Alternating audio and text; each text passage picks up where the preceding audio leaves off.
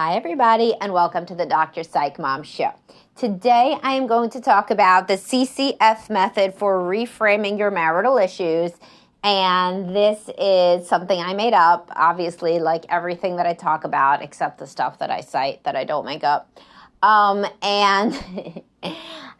so what this is a way to think about how you would act in 3 different cases that I will get to just as soon as I tell you to subscribe, because I have awesome subscriber episodes, 170, I think.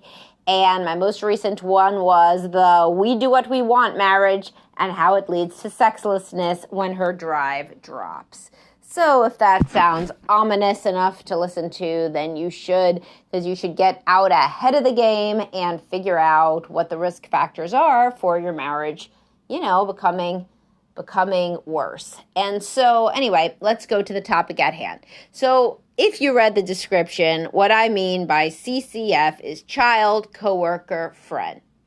And you should be thinking about, and I do this with people in therapy all the time, if relevant, what would you act like if your partner was somebody else, right? Sometimes I say, what if it was a new girlfriend? Or, what if was your kid? Or what would you feel like if you saw your daughter's husband treat her like you're treating your wife, or your son's wife treat him like you're treating your husband, whatever.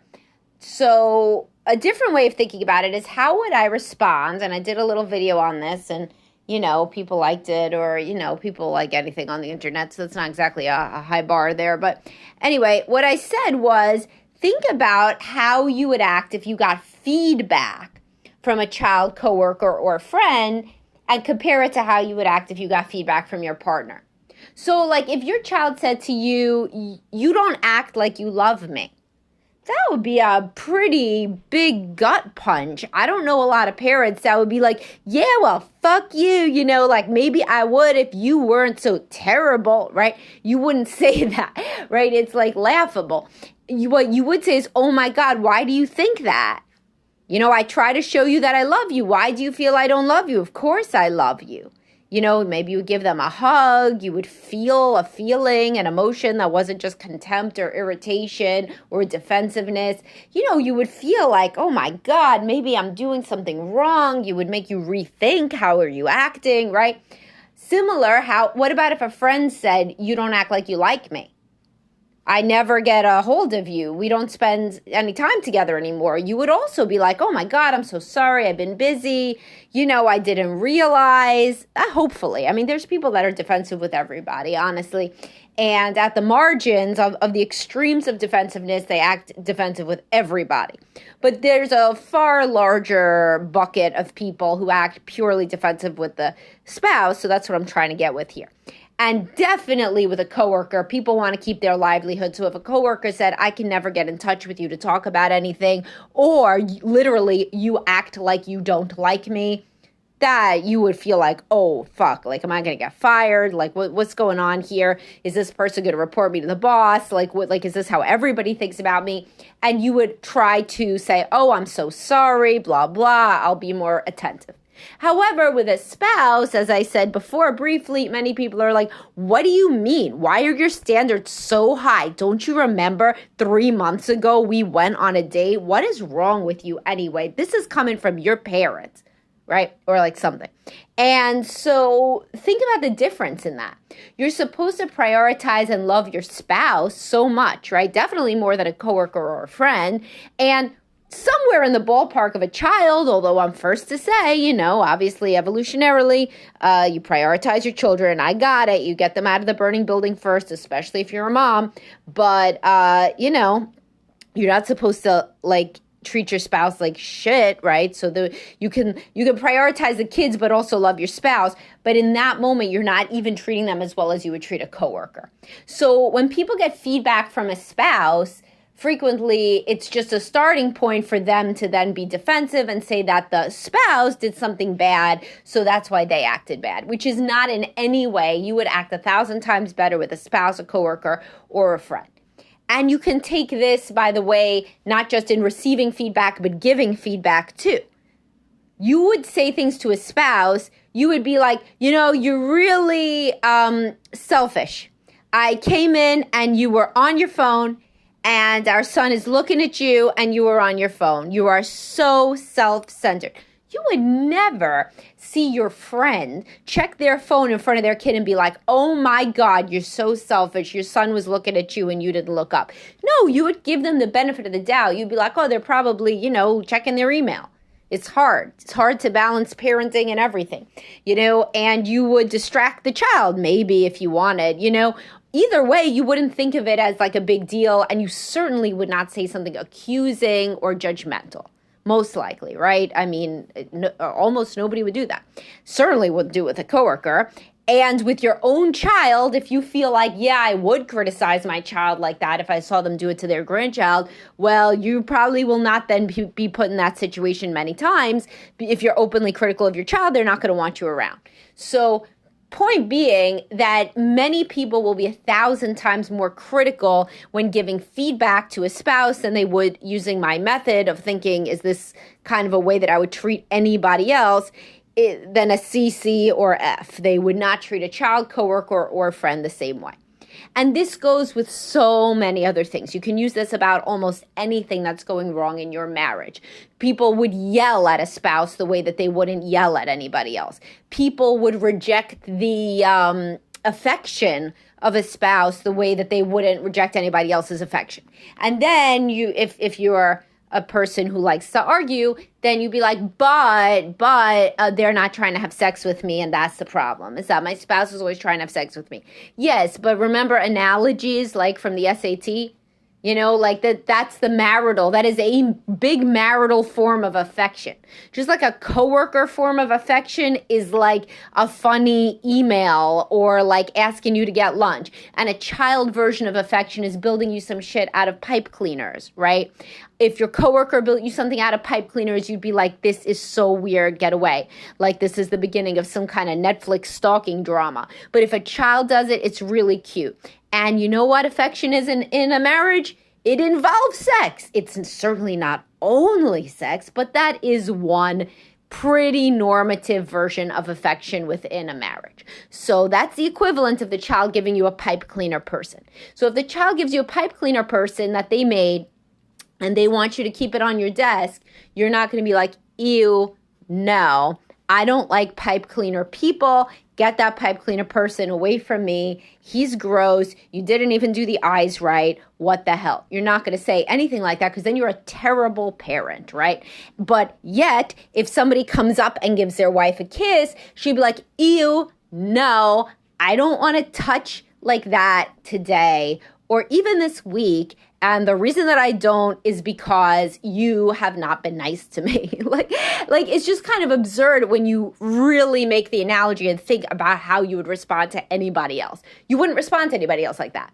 Oh, I don't want your pipe cleaner person because the other day you threw a tantrum. So fuck you. It's going to take me a lot longer than that to forgive your tantrum. I do not want your pipe cleaner person. If you said that to your child, you would be a total jerk, right? And way dysfunctional. If you said it to a friend, they wouldn't be your friend anymore. If you said, oh, you didn't answer my texts back on Monday, so now I'm not going to answer your texts for 2 weeks because you don't deserve me to answer your text. Well, then you don't have a friend. And same thing with a coworker.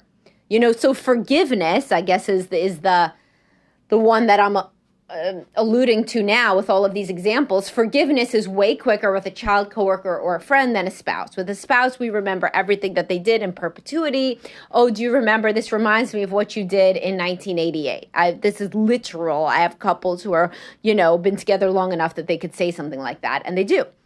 And you would not say that to a friend because they wouldn't be your friend anymore.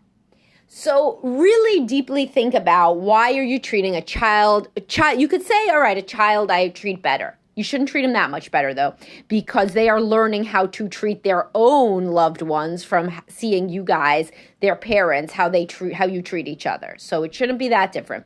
And a coworker and a friend, for sure, most people can easily say that the spouse relationship should come before those. This is the person you're building your life with, having kids with, etc. But yet you treat the coworker or the friend so much different. Another one, getting outside your comfort zone. So a friend says, hey, do you want to try the new sushi place? You don't even like sushi, right? But you're like, oh, yeah, okay. Like you just don't want to be like a buzzkill. You don't want to be this like annoying bottleneck of the plans. You just want to go along with it. So you go and you have the chicken teriyaki instead of sushi. Big shit. But if your spouse says it, you're like, no, I don't even want to do that. You know that I don't like sushi. Why? Why be like that? Why not be a bit more open-minded? And certainly if your child said, oh, mommy, I made you this for Mother's Day breakfast, you're going to choke it down even if it's disgusting. And now, again, I want to revisit the people that are like, no, actually, they're thinking as I'm talking, actually, I or my spouse or whatever. Think about yourself usually instead of your spouse gives you the most way to reflect from my podcast instead of just deflecting over the blame. Oh, it's not about me, it's about my spouse. No, but if it's about you and you're thinking, actually, I am very, very rigid with everybody, well, that's something to work on then. That could be an inflection point where you recognize, man, some of the stuff that she's talking about as a joke about how difficult it is just stuff that I thought was normal about how I would interact. And in that case, I refer you to my podcast, The Cult of Boundaries and Preferences and How They Sabotage Intimacy, and my post, Alert, the 90-10 rule, you only need to have an opinion on 10% of things, and such similar podcasts. Because I talk about flexibility a lot because it's a marker of mental health. To be open-minded and flexible, it's called cognitive flexibility, to be able to kind of quickly move from, space to space, whether that's physically or mentally, and accommodate differences in what's going to come up in your life. That's a marker of mental health. That ability to fluidly accommodate and acclimate to different things. And it makes people like being around you because you're easy to be around with, or to be with. And you're agreeable, and not agreeable in some sort of pejorative doormat sense, but literally the big 5 personality trait of agreeableness is associated with happy marriages and friendships and success and everything. So go online. There's lots and lots of big 5 personality tests, and you can find one.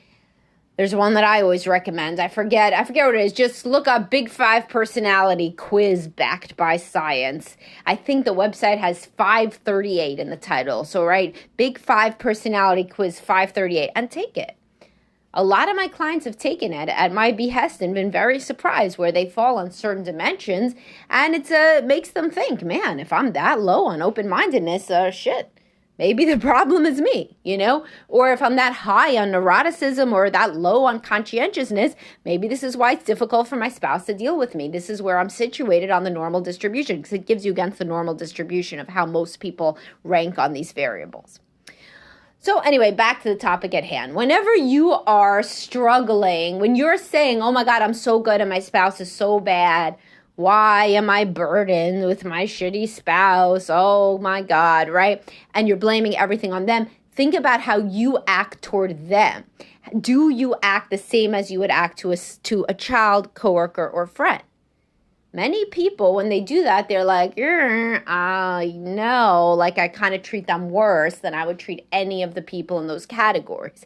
And if that's true, well, then maybe that's why they're not treating you that well. And you can only start change inside yourself, And if your spouse won't go to couples counseling, go to individual counseling. You should go to individual counseling anyway. If you're struggling in your relationship, it's convenient to say it's all the other person's fault, but it never is.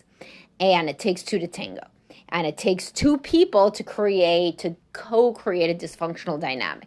So if you work on your side and you keep your side of the plate clean, or the table clean or whatever, then they are A, much more likely to work on themselves, and B, you may eradicate the problems just from what you do.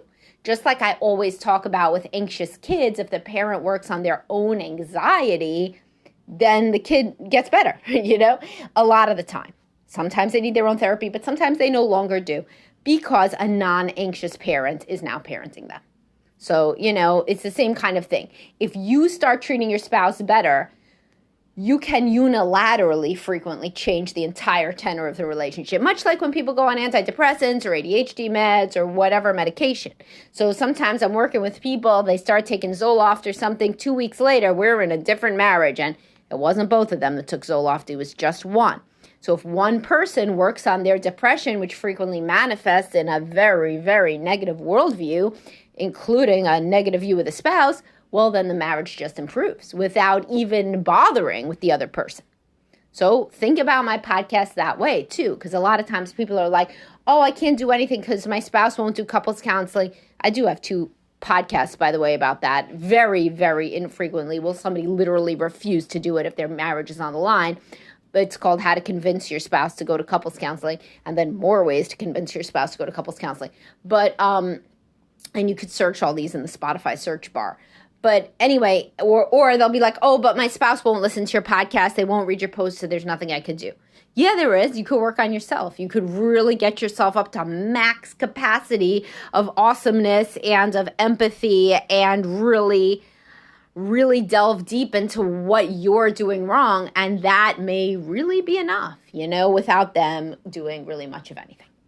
All right, I hope that you enjoyed this lens through which to reframe some of your marital difficulties. As always, if you need a therapist or a coach, reach out to me and my practice, Best Life Behavioral Health, and I'll talk to y'all soon. Have a great day, guys.